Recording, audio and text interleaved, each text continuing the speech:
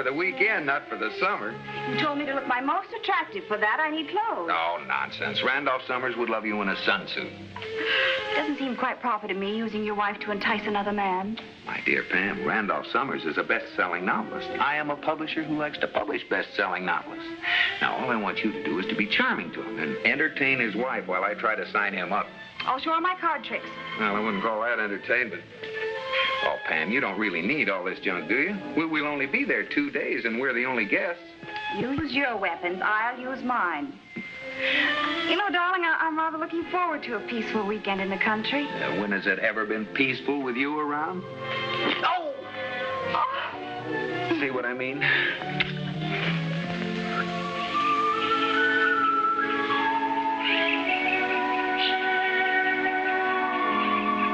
You had no right to rent the house.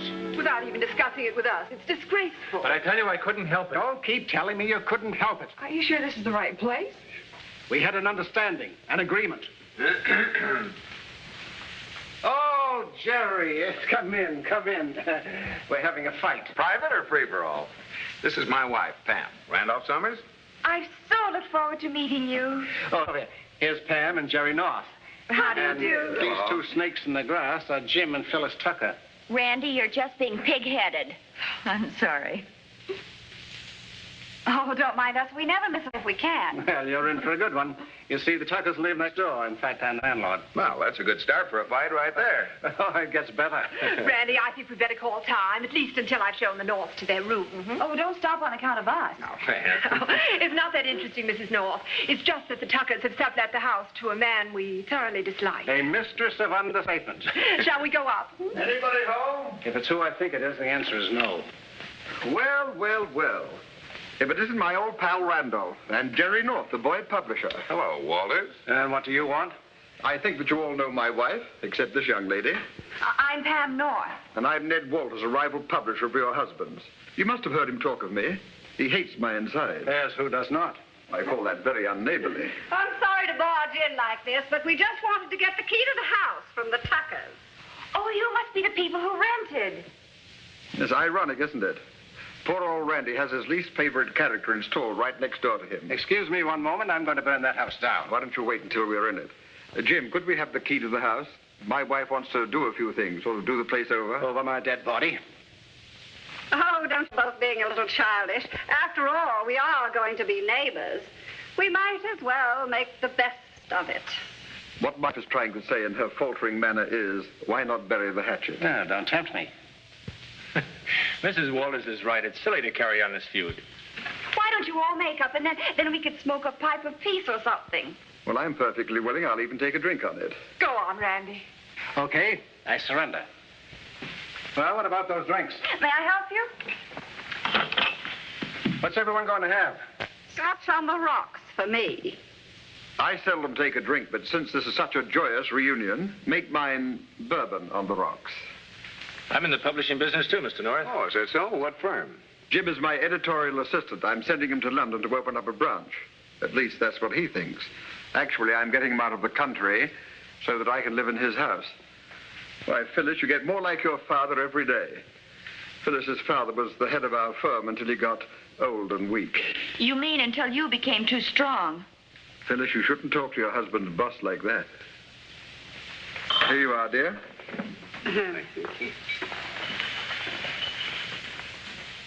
Ladies and gentlemen, I give you a toast to new friendships. To you, Randolph.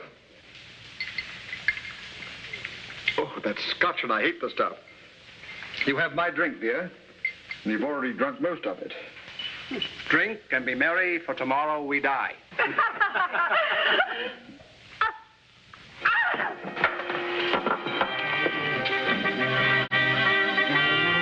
She's dead. A very appropriate toast. As sheriff, I warn you that none of you may leave the county until after the inquest. But surely there's no reason to keep me here. I'm sorry, Mr. Walters. That goes for everyone. You certainly should want to help clear up your wife's murder. Take my advice. Stop looking for my wife's murderer and start looking for my murderer. Just what do you mean by that? The poison was put in the drink intended for me. The bourbon on the rocks, not the scotch which my wife ordered. Do you suspect anyone who might have a motive to kill you? I suspect everyone in this room, with the exception of yourself and Mrs. North.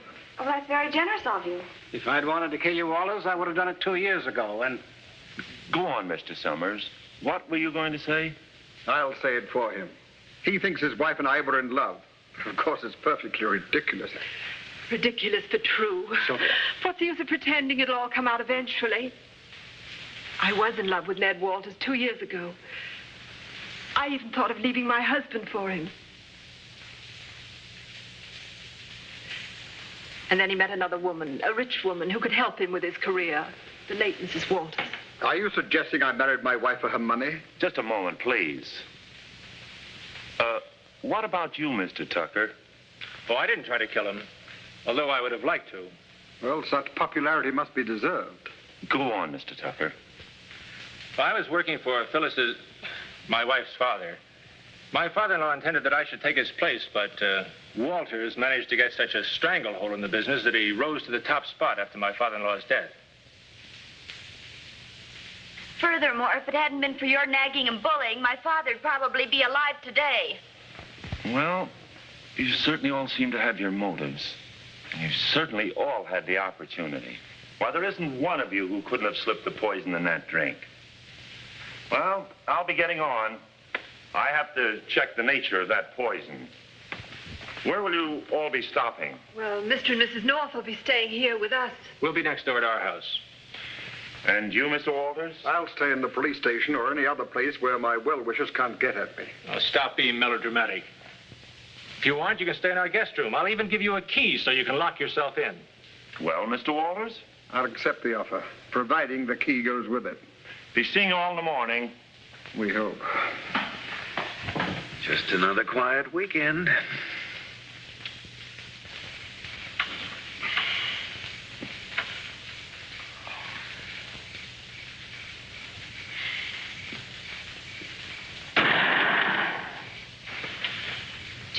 Jerry! What you want? I think I heard a shot. It sounded like it came from the Tucker house. Oh, don't be silly. It's only that confounded owl. Well, I never heard an owl that sounded like a revolver. Come on. Put on your robe. Oh! Here. No. Well, don't knock yourself out. What was it, a shot? Yes, someone shot at me. Well, did you see anyone? No. Well, are you sure they shot at you? Oh, what do you call this empty shell? I found it just outside the window. What happened? I thought I heard a shot. You did. Somebody shot at me. Well, there doesn't seem to be anyone there now. You came in after your wife, Tucker. Where were you? I came from my bedroom, of course. Couldn't find my robe. What are you trying to infer? Well, someone shot at me, and I'll find out who it was. Oh, hurry, Jerry. Aren't you dressed yet? How can I hurry when I can hardly move? Oh, Walters must have designed this room. Oh, let's cut out this nonsense and get back to bed. Look, Jerry, there's someone running across the lawn from the Tuckers. Maybe it's the one who fired the shot. No, it's probably the milkman. Come on, back to bed. Not till I find out what's going on around here. Hey, Pam, I just found out who killed Mrs. Walters. Who? You. Me? Sure, you said you wanted to kill him and you helped prepare the drinks.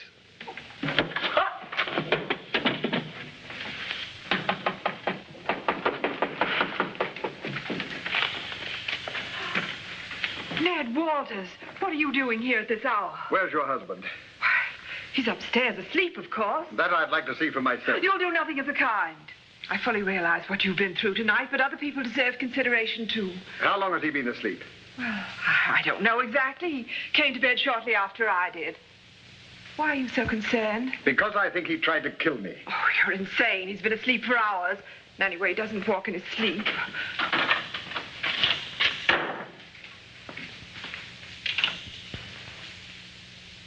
Well, I've written this scene many, many times, but suddenly I can't seem to remember the dialogue. What does this mean? Randy, I thought you were upstairs asleep. Yes, now I remember that line. And then the husband says, "What is he doing here?" Oh, save that drivel for your books. I came here to find out why you took a shot at me just now. That's about as lame an excuse as the other one about somebody trying to poison you. What do you think I'm doing here, Summers? Trying to warm up old embers? Get out of here. Randy, please. You go to your room, Sylvia. No, there Randy. are several things you must I lose your temper. Oh, Ned, get out of here before there's any trouble. Not before I find out one thing. Somebody took a shot at me through my bedroom window. Your wife said that you were upstairs asleep, and now you come in fully dressed. I want to know where you were and what you were doing. You probably won't believe me, but I was out taking a walk, thinking about you. I suppose I should feel flattered. No, not particularly. I was thinking I should have killed you 2 years ago. Randy, no, you mustn't say things like Don't that. stop him. He means it. You bet I mean it. Oh! Mrs. North, what's happened? I came down for a glass of cookie and milk. Oh, Pam. Pam, are you all right? Oh, gosh, I thought you'd broken your neck. Oh, come now, North. We can't have everything. I bumped my head. Let's hope it knocked a little sense into it. And I prescribed the same thing for you.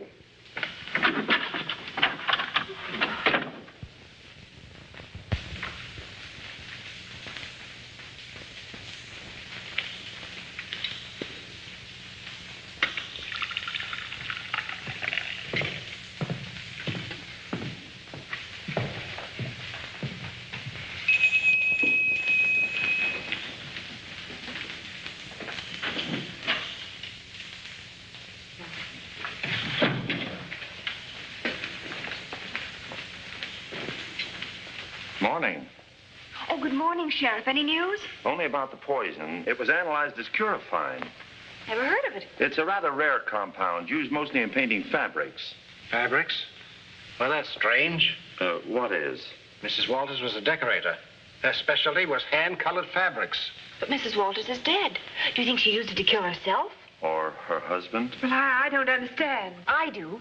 She put the poison in her husband's drink, and the drinks got shifted around. Well, but it was Walters who did the shifting. She must have known her own glass was poisoned. Maybe she was afraid. Afraid to reveal that she'd put the poison in his drink, and so she drank it herself rather than confess to the murder. Oh, she'd have found some excuse, dropped the glass or spilled it rather than drink the poison and kill herself. Someone's always spoiling my theories. Especially when they're wrong. I'm not so sure I'm wrong. Isn't it possible that having planned Walter's murder and seeing it fail, she preferred to do away with herself rather than go on living with him? I know I would. Well, I'm glad you warned me. Forewarned is forearmed. Well, thank heaven I don't write detective stories. Well, Sheriff, what do you think of this? A shell from a .45. What's this all about? Somebody shot at me through my bedroom window last night. A bad marksman, or I wouldn't be here to tell the tale. I told you, you and your owl. Could you tell whether it was a man or a woman? I was asleep, and by the time I got to the window, there was no one in sight. Well, I'll go and have a look. By the way, Mr. Walters, how did you happen to have your window open?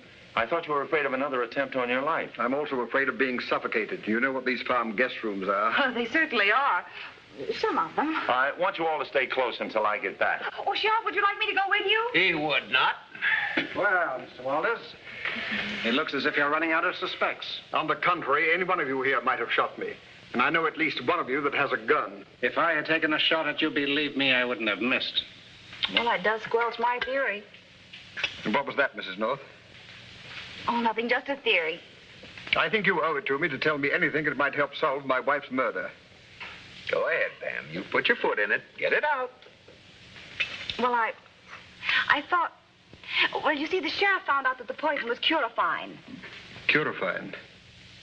It's used in painting fabrics, and I thought that maybe your wife was trying to get you and got herself. Very clever, Mrs. North, but the motive is missing. Why should my wife want to kill me? After a year and a half of being married to you, why not? I'm sorry to disillusion you, Randolph, but my wife was sufficiently fond of me to make an offer only a day ago to invest in my business and become a partner. Well, I thought your business was such a success. It didn't need financing. We were going to enlarge the business and make even greater profits. And by the way, North, that was a very interesting bit of information about the curifine. What's so interesting about it? Curifine is not only used for fabrics, but also for color printing, for book jackets and illustrations. That would make it available to your husband. And also to Jim. And to you, too. If I was going to do away with myself, I wouldn't be so elaborate. I prefer privacy. He has you there. Oh, stop gloating. He has you, too.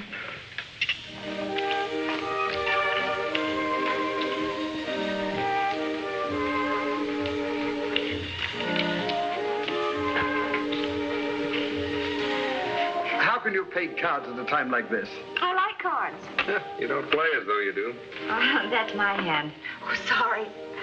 Pamela, keep your mind on the game, please. I wonder why that sheriff doesn't come back. Well, I'll bid 1 spade. 2 hearts. I'll buy. Anytime you're ready, Pam. Ready for what? Ready for your bid. We are playing bridge. I bid a diamond. Insufficient bid. Why is it? He bid 2 hearts. Oh. Maybe the sheriff got lost.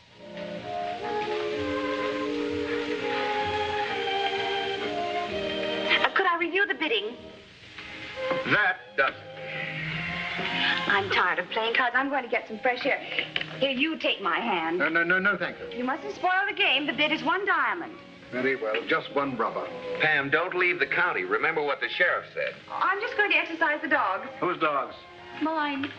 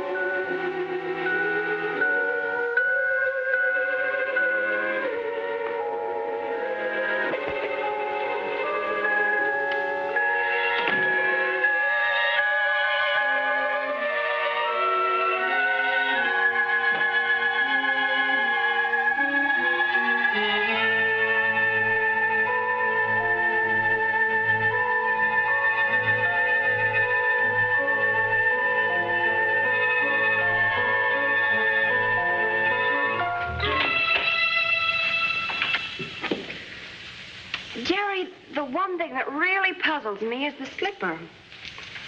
What's so suspicious about a man coming into his room and looking for his slippers? Nothing. But why should he pick them up, drop one, and put the other on the table? There's only one answer to that. He was hiding something in it. Pam, don't you think we'd better get down there and join the others? Oh, Jerry, we mustn't go down until we're sure the others are there. This is going to be a very important experiment, and we mustn't make any mistakes. I think I hear the clink of glasses. Hey, we'd better get down there before we miss something. Well, come on. You smell awfully good, Sheriff.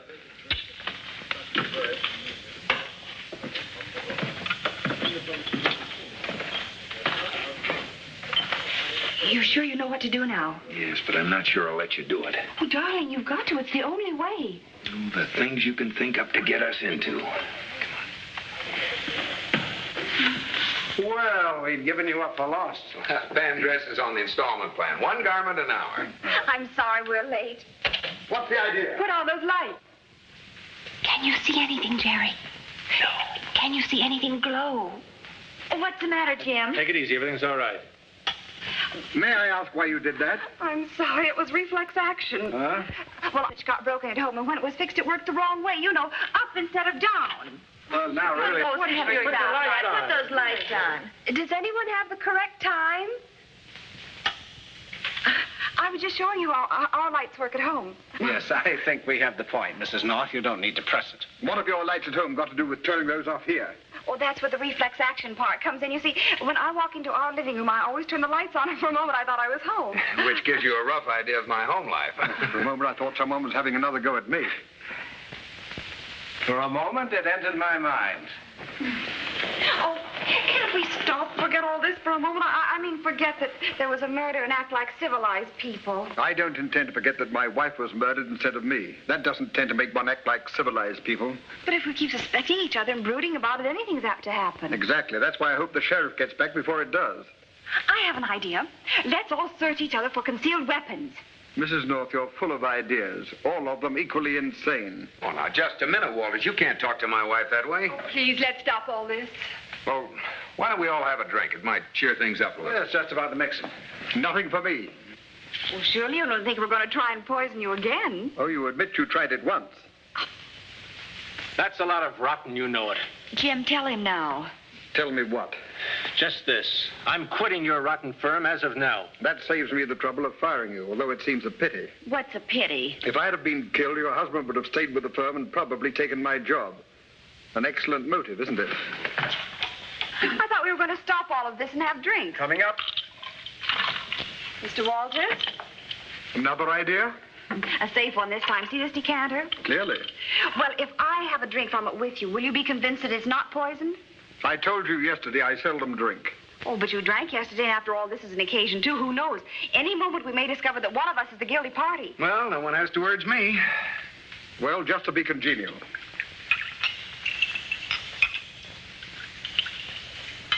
See?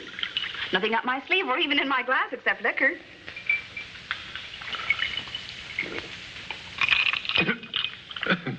There, now, wasn't that good? Not bad. You see? Scotch is a good drink after all. Bourbon. Oh, no, you just had a drink of scotch. Bourbon, it says so on the decanter. We switched them earlier this evening when no one was downstairs. What is this? Very simple, Randy. Yesterday, just before Mrs. Walters died, Mr. Walters said he couldn't stand scotch. In fact, he shifted drinks with his wife. Well, he just drank a whole glass of scotch and admitted he liked it. What have you got to say to that, Walters? Well, you're a fine bunch of amateur detectives.